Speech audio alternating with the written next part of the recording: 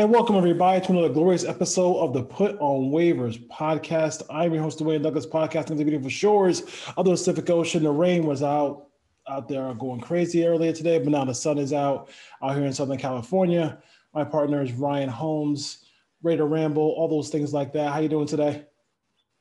I'm doing good. Yeah, I had a little rain this morning in Southern California as well, but the sun's out and shining now. It's all good now. So you can reach us at RTPOW podcast. And what's your Twitter handle, Ryan? It's rhome22.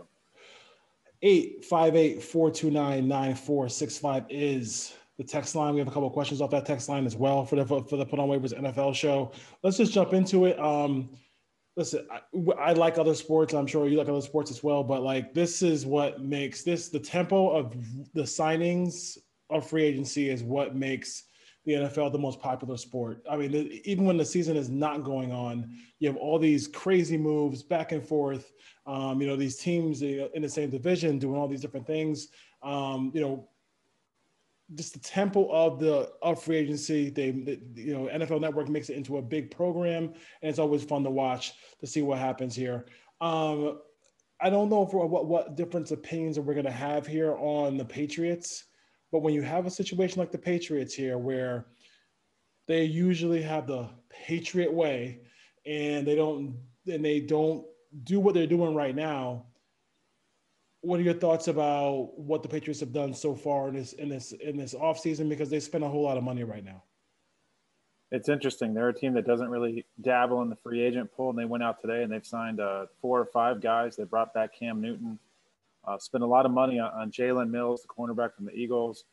They signed the defensive tackle from the Dolphins. I don't know much about him. I haven't heard a lot about him.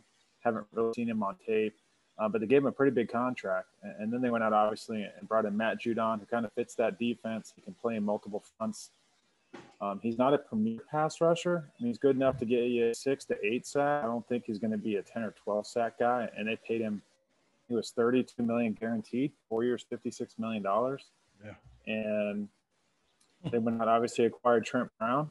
And so the Patriot way of letting guys walk and stockpiling comp picks, that's not going to happen next year. They're not going to get comp picks for Joe Thuney leaving because of all the guys that they're bringing in.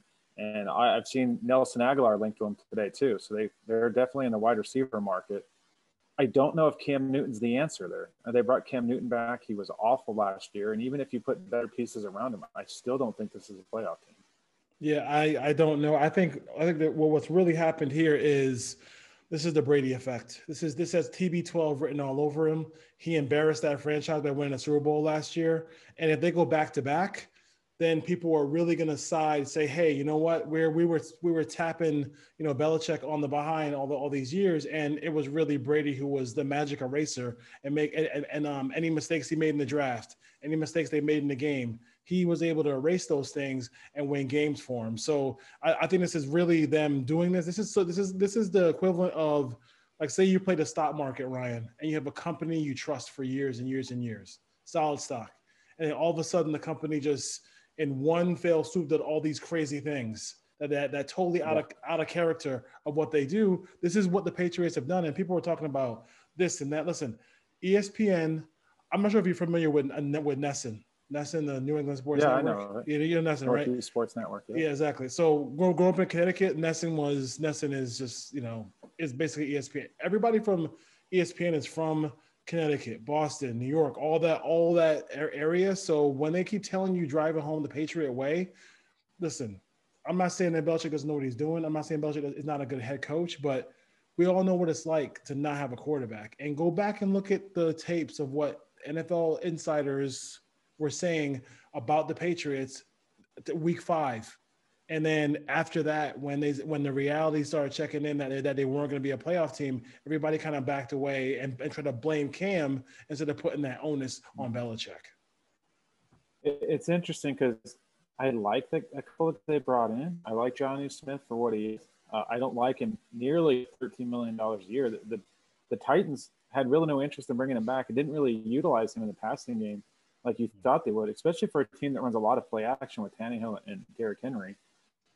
And Jalen Mills was just another guy in Philadelphia, and to go out and give him 4 years, $24 million. Matt Judon, nice rotational guy there, made a Pro Bowl.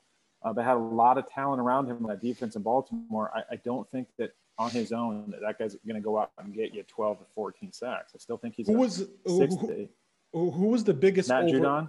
Who was the biggest overpay? Sorry. I'm sorry. Well, who's the biggest right overpay? Now? In my opinion, it's Judon to me so far. $32 million guaranteed. I like what the Chiefs have done. Going to get Joe Thuney. They blew up their tackles, but then they went out and got a Pro Bowl guard that they can plug in there. They still have to fix the tackle situation. And I like the Chargers. They went out and got Corey Lindsey, and they brought in a center to help that offensive line, losing Pouncey, and then with Justin Herbert there. So those teams in the AFC West are building up those offensive lines. Yeah, I mean, and you have to go out there and get pass rush, and I think it looks like the Raiders are. Speaking about the AFC West, the Raiders are in talks of finalizing a deal with Yannick Ngakoue, who they've been trying to get for last. It seems like he's already been on the Raiders as many times as they try to pick him up. But he's going to play that Leo. We always wondered that if let's just say that sign gets finalized while we're recording or whatever. Do you double down in the draft and get? I'm totally 100% down with that Ernie Accorsi thought process where he says, well, as soon as you think you have enough pass rush, you just draft more pass rush, you sign more pass rush. You're never going to have enough. What are your thoughts about doubling down, and especially with the tackle situation in Denver and Kansas City and Los Angeles? Well, it is official. The Las Vegas Journal-Review is reporting that the signing will happen tomorrow, that they have agreed to terms. So Yannick Ngakoue is a Raider. Doesn't surprise me with his background, his familiarity with Gus Bradley. They had 1 year together in Jacksonville, and he's going to play that Leo, that wide position where he needs to be the best pass rusher on the team. And for a guy that was on 4 different teams basically last year, he still got 8 to 10 sacks. I don't know the number off the top of my head, but I know it was at least 8. Yeah. So he can get to the quarterback. I don't know what he can give you as far as run defense, but in Gus Bradley's defense, the Leo doesn't have to be a run defender. He's just a C-gap player. So he can fit in there.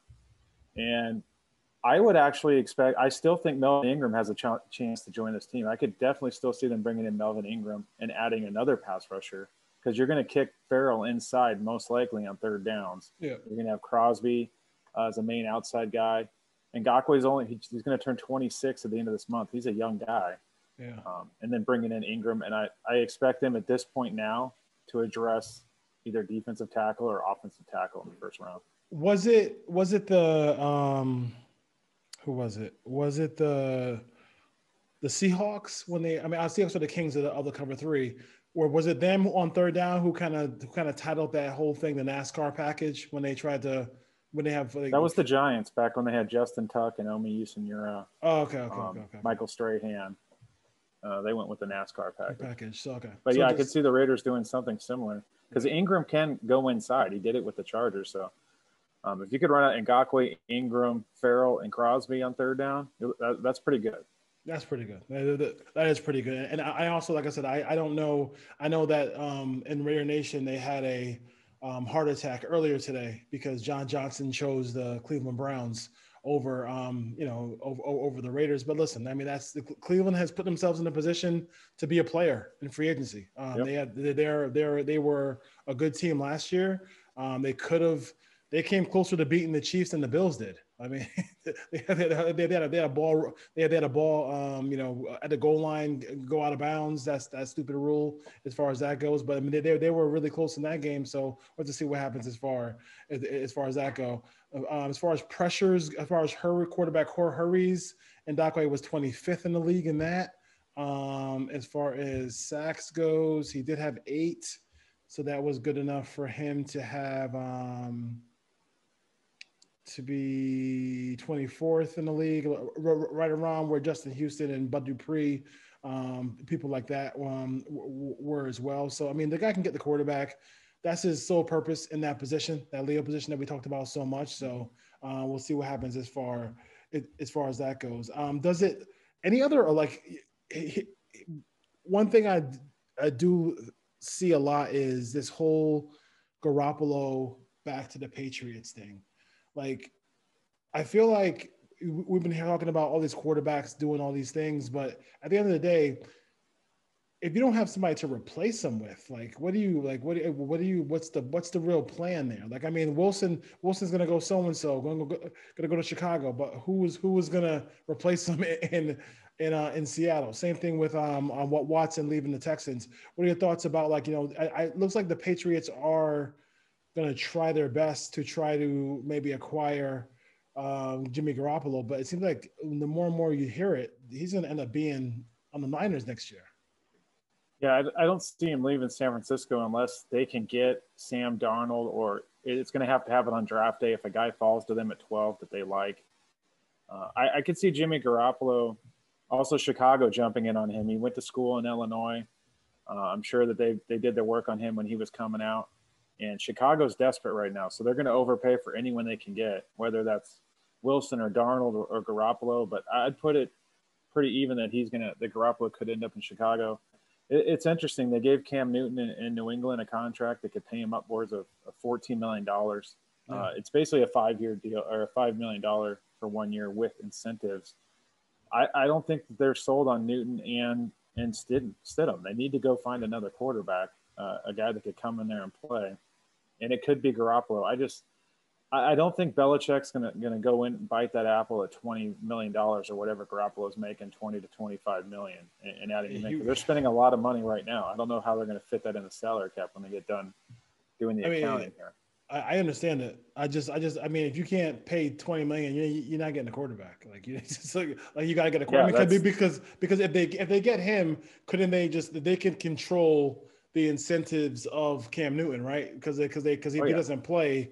If he doesn't play, then it's all. Then he's not going to hit those incentives. Yeah, he won't hit I think that the aggressiveness here New England's showing, it takes them out of the quarterback market in the first round, because a lot of teams are tying Mac Jones or one of these quarterbacks to the Patriots. They're not going to spend the kind of money they spent today and then go get a rookie quarterback and develop them over the next 3 or 4 years. They're trying to win right now. No, I don't see. I don't know. I mean, I know that he's. I don't doubt he puts in the work. He's an interesting follow on Instagram and all that good stuff, but I don't see it. I really don't. I don't see it. I don't see the first thing on ESPN said the Patriots are trying to win the Super Bowl. I mean, okay, they could try. They're going to have to win that division first. That's the first time we can say that in about 20 years. And that is the first time. I was going to make that's a great point, because not only are they not as talented as some of the maybe the Bills and the Dolphins, but Flores and McDermott are really good coaches. Like, those teams are not going to fall apart. Like, a bad year for Flores last year was going 11-5. I think 11-5 not make the playoffs. Like, so 10-6, whatever. So they got a good team. So I don't think the Patriots are there yet at all, unless they can get a quarterback in the 5th round like Tom Brady. Who's probably I would throw in too that if Deshaun Watson is going to get traded, which it's still 50-50, he's going to end up as a Jet or a Dolphin. He's going to end up in that division, because Houston's going to want the 2nd or 3rd pick in the draft if they're going to move on from him. So yeah, they're going to want also looking at that possibility. Great point. I mean, they're going to want the replacement. if they can get the kid out of BYU or Justin Fields, that's where you would see maybe some movement, but. You think eventually they're gonna bite the bullet and do this, or they're gonna really have him sit out a whole year, and risk that whole. I'd say 60-40. They're gonna trade him. They're gonna trade him. Yeah. I mean, I think that he's dug his heels in. There's no reason to have a standoff if he's not going to show up, and finding him, a couple of $1 million from missing camp and missing exhibition games. I'm Deshaun Watson. I'm showing up week 10 to get my accrued year of service, and that's it. Trade me, or I won't be there till week 10. Yeah, that's crazy. Let's see here. So the Breeze retires. We knew that was coming. It's interesting though. Think about it, like how the AFC East would have changed if he signed with the Dolphins instead of the Saints, right? Like, I mean, for years and years we would have had battles between Nick Saban and Bill Belichick as far as that goes. Breeze and Brady. Breeze and Brady forever. Like, what's your biggest memory of Drew Brees? Biggest memory of Drew Brees is probably when he won the Super Bowl. Going winning that game. I believe they played the Colts. That was the Tracy Porter interception game. That was the onside kick at halftime, right? Yeah, and just how accurate the guy was for a guy that was 6 foot tall. Came in. It was the first pick of the second round. Chargers basically brought Phillip Rivers in to move on from him when he was in his 4th or 5th year, and then the career that he was able to have and just the accuracy. And he's probably career. I don't have the numbers in front of me. Somewhere 68-70% for his career, which is unheard of. That is crazy, and it's interesting that he was able that the Chargers were so like confident. I mean, listen, Phillip Rivers ended up being a really good quarterback, but that's just like the guy was pretty good. Like it's hard to look at him and just be like, okay, fine, hey, whatever, we're gonna move on from him. But he just got it done. So I think for me, like, just him. My whole lifetime, the Saints have always been terrible, and like for him and Sean Payton to turn that around was amazing. Like and they won. I mean, listen, they won one, and I know nowadays, people say that all the time. Oh, they only won one. I mean, we're Raiders 83 and still going for the Raiders, right? So, to me, I thought it was really cool that they were a championship caliber team almost every season in the National Football League. So I think that's really difficult to do. Big Ben goes back to Pittsburgh. We knew that they're going to rework the deal. This is just, I mean, they're not going to be good, right? Like, do you think I mean, the Steelers are going to be good this year? 7-9, 6-10, like, and that's because of the defense. Yeah. So we might see a repeat of when Ben was a rookie, where he's throwing the ball 20 to 25 times and he's turning around and handing it off. But then they need to go get a running back and rely on that defense to win games. And is there a line? Division is going to be better. Yeah, no question about it. Is there a line? You have the Ravens, you have the Browns, and then you never know with Joe Burrow. And as far as the offensive line goes, are they a good enough offensive line to start running the football like they used to? Like, this team doesn't run the football like that. Like today, no, because they lost their tackles, their free agents. Yeah. The center retired, Pouncey. DeCastro is a good guard, but he's basically the only guy left on that line. Yeah, so they're going to have to rebuild the offensive line, and they don't have the salary cap room to do it. So I don't see how they're going to do it, but they're going to have to play defense, which they're going to do with the guys that they have. But they're going to lose Bud Dupree as well. He's not going to be back. Yeah, that's going to be, and they're going to lose Juju Smith-Schuster.